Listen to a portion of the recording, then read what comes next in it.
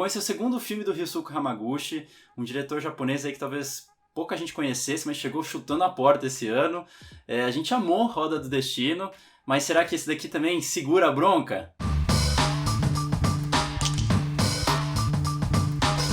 Adaptado de um conto de Haruki Murakami, Drive My Car segue duas pessoas solitárias que acham coragem para enfrentar o seu passado. Yusuke Kafuku é um ator e diretor de sucesso no teatro, casado com Oto, uma roteirista com muitos segredos. Bom, já queria começar dizendo que adaptar um conto, na verdade, do Haruki Murakami é uma tarefa muito difícil, porque ele é um escritor muito famoso e muito querido por muita gente, né? Então, assim, era um grande desafio, eu tava muito ansioso pra ver esse filme. Eu poderia dizer que dos diretores queridinhos aqui do canal, pra mim, talvez o Ryusuke Hamaguchi está pra mim como o Juho Kosmani tá pro Nathan. Já fazendo esse disclaimer aí, eu queria começar perguntando pra você, Nathan, e aí? Esse filme está aí à altura de Roda do Destino, que a gente fez a crítica aqui no canal? Bom, pra você que tá perdido em tantos nomes, o Juho Kosmani, esse diretor finlandês aí que fez o Compart Number 6, que a gente também tem crítica aqui no canal, que, enfim, a gente tá fazendo antes do Oscar 2022, não sei se ele foi indicado, se ele ganhou, o que aconteceu, mas é um filme que é bastante querido aqui pelo canal, e ele fez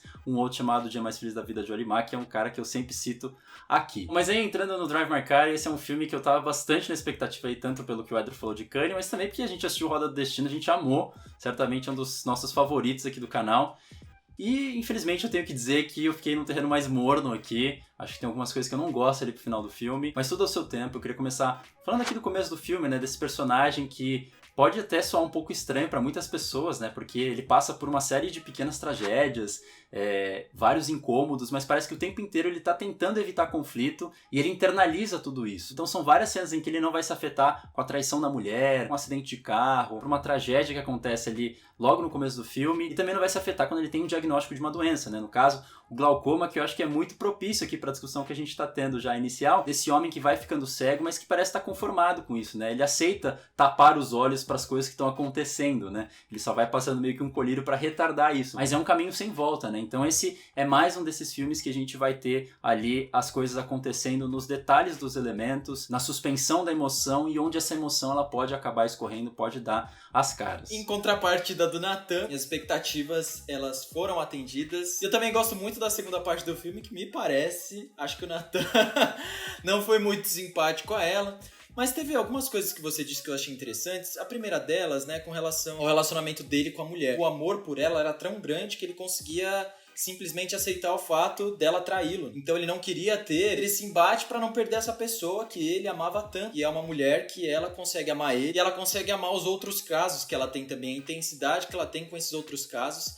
Tanto que isso é discutido mais à frente ali do filme e você começa a entender quais eram as motivações daquela mulher, né, daquela personagem, né? Ela é mais complexa do que a gente imaginaria que ela poderia ser. E você citou desse personagem aí um tanto quanto apático, né? Eu acho que tem um momento da vida dele que ele perde pessoas muito importantes, que aquilo ali cria um buraco tão grande na vida dele que ele não consegue recuperar. Parece que ele jogou isso muito no trabalho também. Toda a peça de teatro que ele fazia, né, parecia que era um grande sofrimento, parecia que ele conseguia sentir ali a tensão e a emoção como se fosse uma grande tortura. E você vê nesse filme que são personagens que, por mais que eles tenham essas conexões, né, todos eles são personagens que parecem que estão muito carentes, são personagens que se sentem muito solitários. Então eu acho que é um filme que fala muito sobre solidão, sobre aguentar calado as dores da vida. Assim. Então eu acho que é um filme que tem muitos momentos de silêncio, momentos de olhares, assim, e de olhares vazios, tentando entender o próprio rumo da vida. Então acho que é um filme que me tocou muito nessas nuances que ele vai apresentando. E um comentário assim que não tem nada a ver com análise de filme nenhum, análise de personalidade aqui que você falou que porque ele amava demais e não conseguia deixar. Eu sinceramente acho que ele até pode amar a personagem, mas também acho que existe um pouco de falta de amor próprio, né? Talvez por ter medo de não conseguir encontrar uma outra pessoa que o ame da mesma forma e submeter a uma coisa que vai gerar traumas e vai ser basicamente o plot dessa solidão inteira até a grande catarse ali pro final do filme. Enfim, não sou aqui comentarista de comportamento, mas eu precisava pontuar isso que você comentou. Agora, entrando de fato para análise do filme, você falou que existem vários desses buracos, né, desses personagens terem dificuldade de expressar o que estão sentindo, especialmente numa forma social, né, quando estão ali com outras pessoas ao redor. Mas aí esse protagonista vai ter o seu refúgio, onde ele pode escorrer essa sensibilidade de uma forma mais intensa. A primeira, de forma mais óbvia, é a arte, né? Quando ele tem ali os momentos em que ele tá encenando, quando ele tá atuando, e que você vê que tem várias falas ali do texto do Tio Vanya, do Chekhov, que acabam dialogando até com um pouco a vida dele, né? Desse sofrimento, desse personagem que se lamuria, que eventualmente até xinga a personagem feminina ali da peça e que, por consequência, a gente entende que é a esposa. E um segundo espaço é o carro, né? Que é onde ele pode se isolar do mundo, né? Ele pode ali transitar por meio da sociedade cinzenta, né? Que a gente vê dos prédios, das ruas, dos carros. E ele ali com aquele carro vermelho sempre se destacando nas imagens. Ele coloca ali a voz da esposa no carro, né, num exercício que ele tem para treinar o texto da peça, que vai ecoando ali, mesmo quando ela não tá junto no carro, né, como um fantasma ali que meio que traz uma aproximação dele ali com ela, mas também sempre lembra da distância que ele vai ter dessa personagem, especialmente depois ali de um evento que muda as coisas. Então são espaços de bastante intimidade, que ele pode ser quem ele é, sem ser julgado,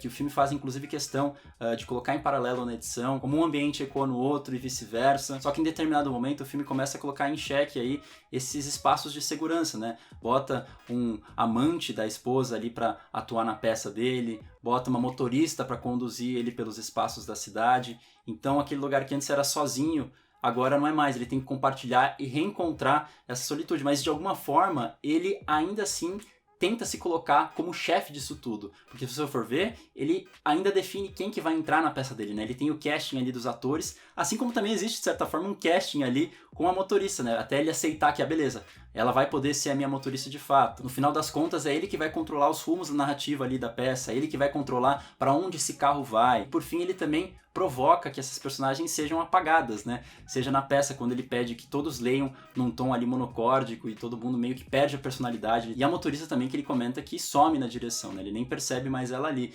Então, ainda que seja defrontado com isso, ele toma as rédeas de novo e faz com que esses personagens à volta repitam quantas vezes as narrativas, os caminhos que ele quer para que ele possa ter ali a sua emancipação, para que ele possa ficar um pouco mais confortável com esses traumas, com essas tragédias que ele viveu ali no passado. Dentro da sua fala tem algumas coisas que me chamam muito a atenção e que eu acho que é um grande acerto do filme, como por exemplo, é como se ele criasse mesmo meio que uma atemporalidade, porque ele utiliza um carro antigo diferente de todos os outros carros. Ele usa toca-fitas ainda para ouvir ali a voz dela, para ele conseguir gravar as falas da peça de teatro. O carro dele ali se transforma quase como num templo, né? E elementos como esse mostram que ele ainda está, de certa forma, preso num determinado passado. Até mesmo presente, se a gente parar para pensar, né?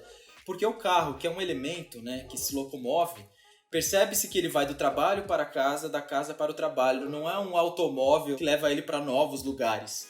Isso é muito interessante também, né? No filme ele cria essa rotina. E a peça de teatro também, né? Por mais que ele interprete, né, para uma plateia nova, ele está reinterpretando as mesmas falas, os mesmos momentos. Então ele se tortura o tempo inteiro. É como se ele vivesse em um looping, né?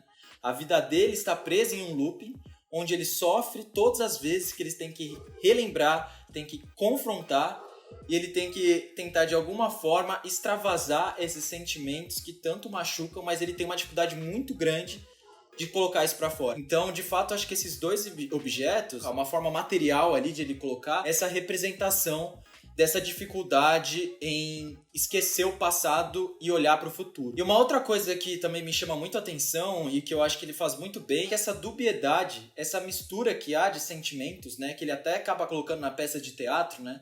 Tem algumas cenas em que ele sai, né, de cena e ele vai pra coxia ali, ele tá simplesmente acabado, ele tá chorando, ele tá sentindo muito ali aquele momento, né? É um momento quase como catártico para ele, mas ao mesmo tempo é um momento em que faz com que, por mais que ele esteja ali no palco, que aquilo seja um desprendimento da realidade, a peça também faz com que ele volte para a realidade dele e ele tenha que confrontar todos os medos e confrontar tudo aquilo que ele tem raiva. Pois é, Adri, eu acho que é um jogo meio sem saída, assim, porque quanto mais ele sofre, mais ele tenta controlar tudo. Quanto mais ele tenta controlar tudo, mais ele percebe que não é capaz de controlar nada. Quanto mais ele perde o controle, mais ele sofre. Então aí fica uma coisa cíclica. Então quando ele acha que ele tá com esses outros personagens ali na mão, de repente ele vê que uma personagem some da vida dele.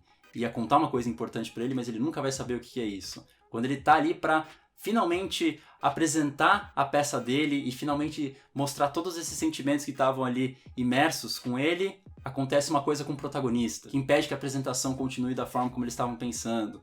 Ele pede ali para o motorista levar ele para um lugar que ele possa pensar de forma calma. A moça vai lá e leva para um lugar que remete a uma tragédia ali nacional, que por consequência faz com que ele pense sobre as próprias tragédias. Então depois de ele ser castrado o tempo inteiro, ele desce um pouco do pedestal e começa a olhar as dores e as imperfeições dos outros. Tem várias cenas longas de diálogo que vão ajudando nisso, e aí algumas questões e tiques que ele tinha, por exemplo, com a esposa, ele vai entender mais pra frente que fazem ele parte do que define ela. E que ele deveria aceitar ela desse jeito. A própria motorista, né, que o tempo inteiro se submete, né, presta serviços pra ele, também tem a sua própria individualidade, também tem os seus próprios traumas. A peça que ele acha que tá servindo como uma grande reflexão dos problemas dele, na verdade ecoa também individualmente em cada um desses personagens. Tanto é que eu acho engraçado como eles conversam ali, todos em línguas diferentes, interpretam ali uma em mandarim, outra em coreano, outra em línguas de sinais, outra em japonês.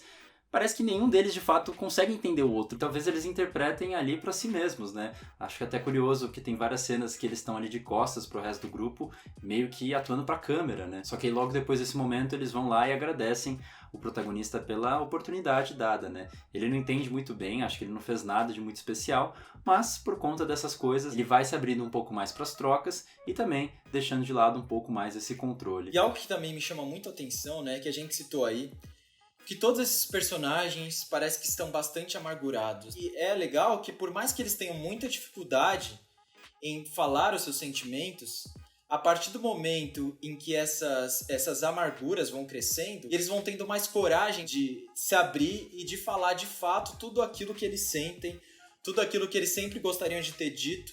Então eu acho que essas catarses, elas vão acontecendo a partir do momento em que um personagem vai entendendo o estado de amargura do outro. Assim. Eu acho que isso eles vão criando uma conexão, né, entre isso. Que essa progressão dos personagens, esse tempo que ele dá para que esses personagens entendam ali o espaço onde eles estão inseridos, para que eles possam se conhecer e de fato ter essa troca de falar o que eles pensam, o que eles sempre gostariam de fazer. Eu acho que é muito natural. Você vai ver lá no último ato uma fala que eu acho incrível, que é entre o amante e o diretor ali, que eles conversam dentro do carro, que eles falam do amor que eles sentiam pela mesma mulher através de pontos de vista diferentes e eles vão descobrindo coisas que um não sabia do outro e pra mim me convence muito a forma como eles interagem ali, que é um espaço tão pequeno, né, que eles estão dentro de um carro, então eles não têm pra onde fugir, eles precisam ter naquele momento eles precisam dizer o que eles estão sentindo e eu acho que ali é um momento de confronto ali catártico pra mim, assim, no filme. Me ganhou ali naquele momento. Então, Eder, eu entendo tudo isso, eu concordo com o que você disse, mas eu acho que também existem outras coisas. Parece que eu amei o filme, né? Que eu tô falando só coisas boas, e de fato, eu acho que o filme é um filme bom. É porque a régua tava alta ali com o outro filme dele, O Roda do Destino. Então, a dinâmica que eu queria propor aqui é trazer algumas questões pra ver se você concorda comigo, pra ver se, enfim, você acha que eu tô delirando aqui na batatinha. Inclusive, vale dizer que a gente vai entrar aqui mais pro final do filme, então se você não assistiu, pula aqui pro tempo indicado, tá certo? Então, a primeira questão, a gente tem um diálogo ali do protagonista com o motorista no final, em que ele entende, né? Ele tem essa grande catarse em perceber que talvez ele queira ter controlado tudo o tempo inteiro, que tudo que ele fazia ali meio que voltava pra ele, né? E aí chega o motorista e fala que a esposa dele, que ele tava fantasiando, aí criando várias camadas enigmáticas e de personalidade ali um pouco fora da curva, fossem o jeito dela e que ele devia aceitar o lado genuíno que existia nisso tudo. Então ele tem essa grande catarse, que eu acho que é entendível, tendo em vista que ele é o protagonista do filme, só que eu acho que se a ideia é a gente entender a individualidade de cada um, o filme acaba muito autocentrado nele. É óbvio que, como eu disse, existem pequenas emancipações entre esses coadjuvantes, mas qual que é a reação depois dele ter esse diálogo? Ele vai lá e tem um momento de maior êxtase, né, de maior emoção, em que ele começa a falar que ele era o culpado de não ter percebido isso, que ele era o culpado por não ter cedido mais espaço a essa moça. No final das contas, ele é o centro de tudo de novo, né? O centro dessa problemática dele não ter percebido isso. Então assim, Edro, eu queria perguntar pra você se você acha que no discurso acaba sendo um pouco contraditório. Bom, Nathan, eu não acho contraditório, não. Assim, acho que até saindo um pouco da ficção, assim, né? Trazendo um pouco para a vida real. Eu acho que, por mais que a gente tente, às vezes, superar determinados traumas, né? E não colocar a culpa na gente, às vezes a gente sempre acaba centrando tudo pra nós mesmos, assim, e as coisas acabam voltando. Então eu acho que, por mais que esse personagem ele tenha essa catarse, por mais que ele tente superar tudo isso, ainda assim eu acho que ele se vê muito culpado dentro dessa história toda, assim, é algo que ele de fato não superou. E uma coisa que eu acho muito interessante também é porque o elemento em que ele era tão apegado, né, como o carro e o toca-fitas, no final do filme não é mais dele, né? Ele passa isso pra frente. Ele ressignifica isso. Ele passa isso pra que outra pessoa crie uma história em cima disso. Não é fácil se livrar dos traumas. Eu acho que se fosse ao contrário, se de fato aquele momento catártico, né, ele entendesse, nossa, tudo vai mudar a partir de agora, aí sim eu acho que não seria muito verossímil. E essas catarses, elas ajudam a gente a ter um outro ponto de vista, a superar determinados pontos, mas não a superar por completo. Então, eu acho que pra mim faz sentido até, né? Eu acho que as coisas acontecem de forma lenta, né? Como o ritmo do filme também é lento. Não sei, o tom ali me parece bem acima do resto do filme, né? Até por conta da atuação, que é um pouco mais melodramática, como se indicasse ali uma mudança mais definitiva. E aí o filme volta a autocentrar todas as coisas ali nele até o fim. Enfim, uma segunda coisa que a gente pode questionar é o fato do filme trazer uma narrativa que a gente reconhece ter vários problemas, só que aqui, por a gente ter vias sutis, talvez isso não fique tão evidente, né? E talvez por conta dessa poesia toda que ele coloca por cima, que é a coisa do Manic Pixie Dream Girl, que é esse termo que foi ali usado bastante para filmes como 500 Dias com Ela, que você tem esse personagem mocinho ali, passa o filme inteiro sofrendo, culpando essa outra protagonista, que olha pra ela como uma personagem meio misteriosa, uma personagem meio louca. Como resposta, ele passa a desprezar ou xingar, como a gente tem ali nas cenas de peça, e que no final vai servir como uma grande catarse, mas só pro mocinho. E curiosamente aqui, através de uma outra moça que fala isso tudo pra ele, se a gente for ver a trajetória do Yusuke, é muito parecida com a do Tom, do 500 Dias com Ela, como eu disse, só talvez por vias mais tortas. Tanto é que tem mesmo essa coisa que você falou, dele dar o carro no final, né? Ele não precisa mais do refúgio, ele já está reformado.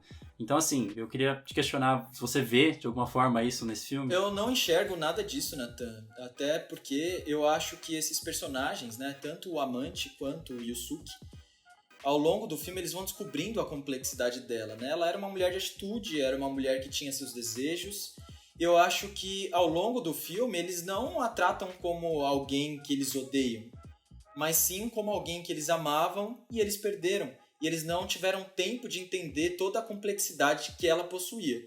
Então, eu não acho que esse filme é um filme que cria vilões e mocinhos. É que é um filme que fala sobre, de fato, traumas, sobre pessoas que têm dificuldade de expor o que sentem, de pessoas que às vezes não conseguem se comunicar, de pessoas que estão extremamente angustiadas, né? De pessoas que carregam muitas culpas. Então, eu não vejo o papel dela como tentar fazer um contraponto a ele. Eu acho que ela é um complemento a ele. Então, não vilaniza, mas tudo que a gente sabe sobre essa complexidade que você está falando dela vem através desses dois homens e, no caso, através da relação que ela tem sexual com esses dois caras. A gente pouco sabe dela para além desses momentos de transa que ela tem com ele.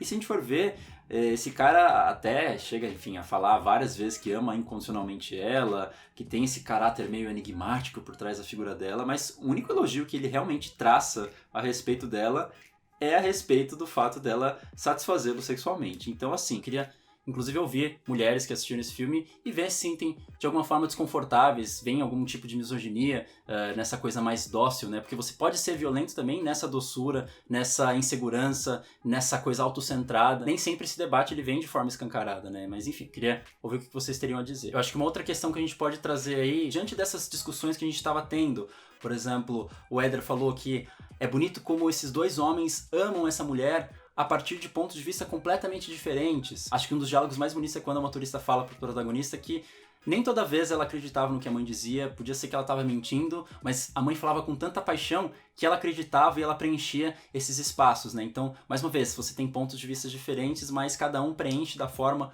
como faz mais sentido. Então, acho que grande parte da discussão do filme passa por um personagem assumir o papel do outro, tentar supor o que o outro estava pensando, criar verdades próprias a partir das coisas de informação que você tem ali dessa outra personagem. E aí por isso que eu questiono, será que a gente precisava de fato ter uma catarse em que esse personagem se daria conta que ele estava errado o tempo inteiro e que na verdade a gente deveria ter olhado pelo lado da outra moça, do que pelo contrário, a gente só assumir que existem visões, existem verdades diferentes para esse mesmo fato. A moça talvez tenha apresentado essa visão para esse personagem e ele tem a visão própria dele.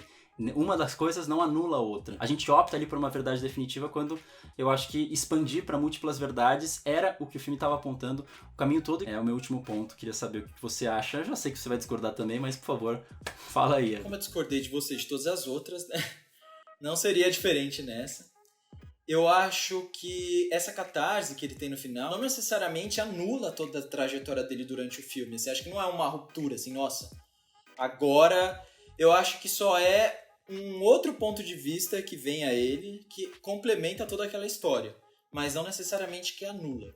Eu usei muito a palavra complementa porque eu acho que é sim um filme que ele não se constrói sozinho ali, né? Acho que os personagens, né, como a gente já havia citado, as angústias de cada um deles vão reverberando uns dos outros e isso faz com que eles tenham reflexões. Éder, eu acho que assim, na real, a grande questão que eu tenho com o filme é a questão da catarse, porque eu entendo esse negócio que você falou de reverberar e eu concordo com isso até ali o último terço do filme. Então acho que esse é o ponto central aqui da nossa discordância. E eu queria fazer uma última pergunta aqui pra você.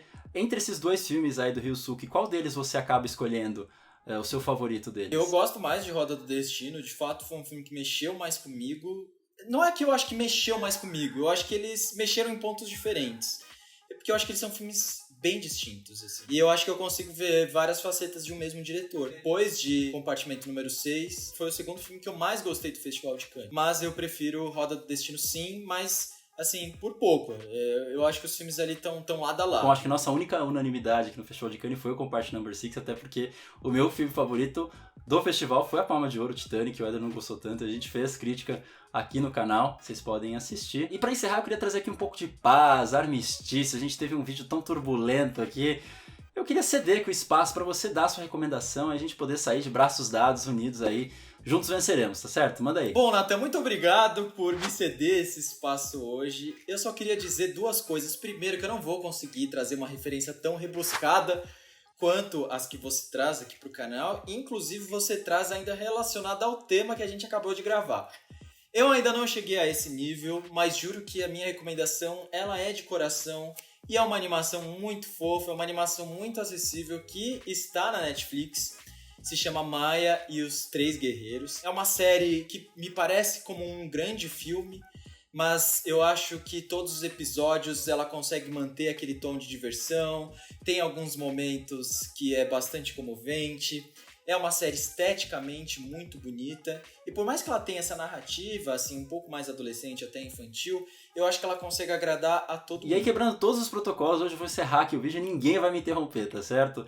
É isso, gente. Eu espero que vocês tenham gostado do vídeo. Se vocês gostaram, curtam, inscrevam, toda aquela pataquada. É importante pra gente crescer. E comentem aí também, a gente sempre gosta muito do debate. Se vocês gostaram da crítica, se vocês discordam, acham que eu tô viajando, acham que o Éder tá viajando. O que vocês acham aí do filme? Quem que deveria ganhar o Oscar 2022? Festival de Cannes, enfim, muitas dúvidas. Sempre melhor ter dúvidas do que respostas.